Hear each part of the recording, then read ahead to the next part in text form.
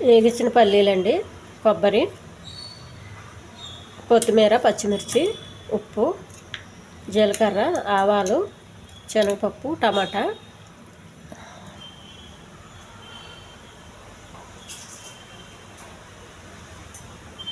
చాలా సింపుల్ చట్నీ అండి ఇది.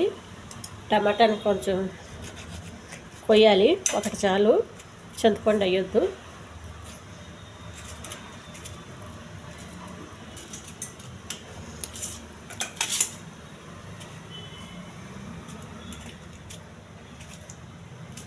పచ్చిమిర్చి అండి, మనకు కావాల్సినవి కారం తినే విధానం బట్టి మనం వేసుకోవాలి.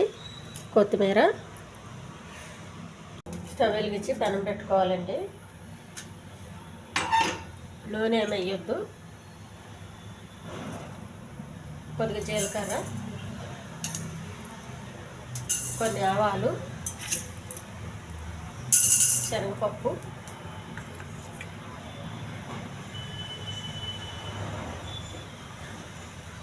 చాలా సింపుల్ చట్నీ అండి ఇది. తాలింపు కూడా అవసరం లేదు.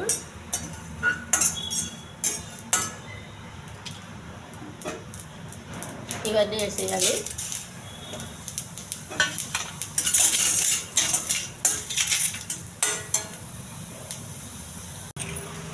కొబ్బరి అండి,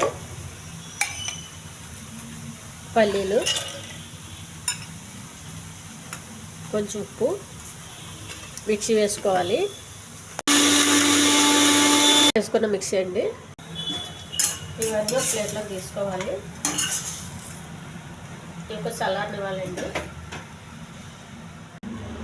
చల్లారనివ్వండి. ఇవన్నీ మిక్సీ జార్లో వేసుకోవాలి. ఇది కూడా మిక్సీ వేసుకోవాలి. చట్నీ రెడీ అయిపోయిందండి. దీన్ని ఒక గిన్నెలో తీసుకోవాలి. హెల్దీ చట్నీ రెడీ అయిపోయిందండి. ఇది పెసరట్టు చాలా బాగుంటుంది, ఇడ్లీకి కూడా బాగుంటుందండి. అసలు ఏమి నూనె వేయలేదు. నూనె లేకుండా, చింతపండు లేకుండా చేసిన చట్నీ. ఈ ఛానల్ నచ్చితే సబ్స్క్రైబ్ చేయండి, షేర్ చేయండి, లైక్ చేయండి, కామెంట్ చేయండి. దీనికి తాలింపు ఏమీ అవసరం లేదండి. ఇలా చేసుకోవడం వల్ల చాలా సులువు అవుతుంది పని. చాలా తొందరగా కూడా చట్నీ రెడీ అయిపోతుందండి.